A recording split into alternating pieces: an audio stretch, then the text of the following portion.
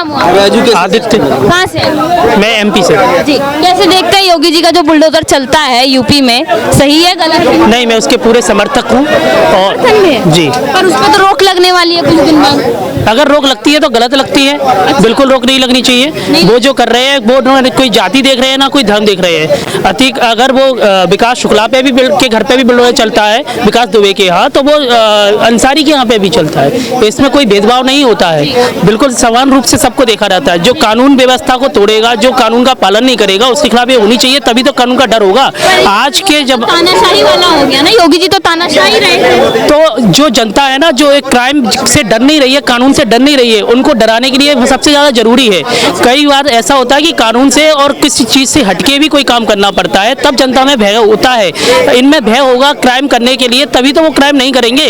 कानून के प्रति उनका भय खत्म ही हो गया है। जब कसाब को जिंदा पकड़ा गया था, आतंकवादी को, तो उसने खुद कमिश्नर से डायरेक्ट कहा था कि आपके भारतीय कानून क्या है, हम अच्छे से इस कानून के बारे में जानते हैं कि अफजल गुरु को आज तक कौन सी तुमने फांसी पर लटका दी, हमारा क्या उखाड़ लोगे तुम।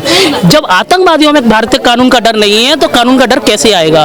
तो कानून के डर आने के लिए, क्राइम को रोकने के लिए इस तरह की जगह जरूरी है। आप नहीं मानते इसमें कहीं ना कहीं संविधान की ही कमजोरी है? संविधान ही बिल्कुल मानता हूँ, बिल्कुल मानता हूँ। जहाँ कानून हमारा कमजोर है उसको थोड़ा हमें मजबूत करना चाहिए।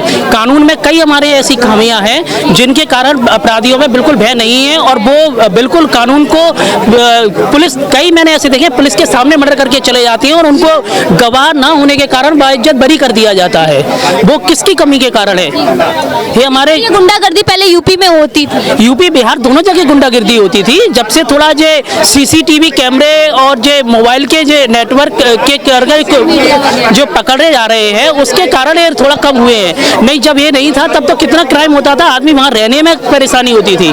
कितने बड़े अपराधी हैं जो उस समय थे, आज भी हैं। आज भी सबसे ज्यादा इंडिया में अगर क्राइम देखा जाए तो यूपी बिहार में ही सबसे ज्यादा क्राइम है, इसलिए वहाँ ये सबसे ज्यादा जरूरी है। मैं तो वहाँ नहीं, मैं तो कह रहा हूँ जहाँ भी क्राइम हो, जो भी क्राइम करे, अगर वो दोषी है, रियल में दोषी है, तो उसके यहाँ बिल्कुल बुलडोजर चलना चाहिए। बुलडोजर चलना चाहिए। लेकिन वही अगर बंगाल में देखा जाए तो दोषी का समर्थन किया जाता है, एक बलात्कारी का समर्थन। जो समर्थन करे उसके यहाँ भी बुलडोजर चलना चाहिए। अरे भैया, ये तो फिर लोकतंत्र खतरे में है। नहीं, लोकतंत्र खतरे नहीं, ऐसा ही तो संविधान बनाना चाहिए ना, ऐसा ही कानून लाना चाहिए ना।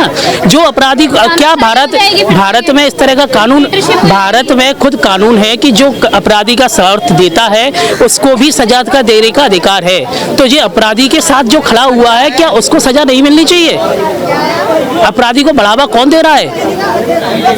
अपराधी को बढ़ावा, उसी के ऊपर मेरा आपसे एक सवाल है। जो बंगाल में हुआ डॉक्टर के साथ में, उनके जो बलात्कारी हैं, उनका केस लड़ने के लिए कपिल सिब्बल पहुंचे हैं सुप्रीम कोर्ट के वकील। कपिल सिब्बल तो हर आतंकवादी का केस लड़ते हैं। कपिल सिब्बल के बारे में और कांग्रेस के बारे में तो क्या कहें। ये कांग्रेस की सुप्रीमो जो है, इनकी मैडम सोनिया गांधी जी, जिनको जो अपनी माता मानते हैं, अपनी माता को नहीं पूछते होंगे, उससे ज्यादा जो उनको पूछते हैं। जब वो बाटला हाउस एनकाउंटर पे आतंकवादी मरती है, तब आंखों से आंसू टपक टपक के रोती हैं और कमिश्नर को सस्पेंड करने की कोशिश करती है। ये सोनिया गांधी है। तो इनकी तो पार्टी जी, उन्होंने खुद बयान दिया था कि उनके गृह मंत्री ने, उस समय के गृह मंत्री ने, कि वो एनकाउंटर हुआ था तो सोनिया गांधी रो रही थी। ये तो उन्होंने खुद बयान दिया था, वहाँ के उस समय के गृह मंत्री जो थे, उन्होंने, कि आतंकवादी के एनकाउंटर में सोनिया गांधी रो रही थी फूट फूट के। आपके मीडिया के द्वारा ये ले रहा, हमें तो नहीं मालूम ना कौन क्या रो रहा था। क्या लगता है जो संगीन अपराध होते हैं, जैसे बलात्कार हो गया, आतंकवादी ये हो गए, इनके ऊपर क्या एक्शन लेना चाहिए? इनके खिलाफ एक्शन नहीं लेना चाहिए, उसके केवल और केवल फांसी होनी चाहिए, वो भी 3 महीने के अंदर। लेकिन कसाब को भी फांसी होने में इतना समय लगा, अफजल गुरु को भी। मैंने कह रहा हूँ कि ऐसा कानून लाना चाहिए कि 90 दिन के अंदर उनको फांसी पर लटक जाना चाहिए, और राष्ट्रपति तक भी बात नहीं जाना चाहिए। सुप्रीम कोर्ट में 3 महीने तक सुप्रीम कोर्ट तक जाए और तुरंत उस पर फैसला हो गया, 3 महीने के अंदर अंदर फांसी हो जाए। लेकिन जब कपिल सिब्बल जैसे वकील केस लड़ेंगे, बड़े वकील जो अपनी एक हियरिंग की ही फीस 30 लाख रुपए लेते हैं, वो वकील केस लड़ेंगे तो कैसे इंसाफ? आपको क्या लगता है जो वो अपराधी थे वो इनकी फीस देने के लिए सक्षम थे? नहीं है। फिर उनका केस 30 लाख कौन दे रहा है? उनकी फीस, उनकी 30 लाख कौन दे रहा है? क्या कपिल सिब्बल, सरकारी वकील, क्या सब सरकारी वकील यानी पश्चिम बंगाल की गवर्नमेंट ममता बनर्जी दे रही है ना फीस? ममता बनर्जी दे रही है ना फीस, तो फिर अब आम आदमी क्या दे सकता है उसकी फीस?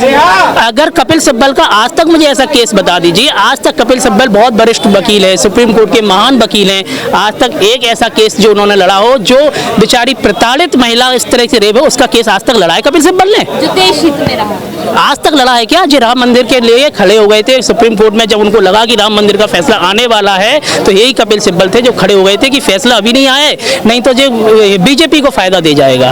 तो क्या बीजेपी को फायदा ना देने के लिए सुप्रीम कोर्ट का राम मंदिर का फैसला 2019 तक लटकाए रखे थे ये लोग? तरीके की हरकत क्या इतने बड़े बड़े वकीलों को शोभा देती है? बिल्कुल, उनको तो वकालत का उनका जो सर्टिफिकेट है वो छीन लेना चाहिए। अच्छा, अगर जो अपराधी के इस तरीके से खड़े हुए हैं और अगर फ्री में केस लड़ रहे हैं, तो इससे ज्यादा दयनीय स्थिति क्या होगी, ये तो आम जनता को समझना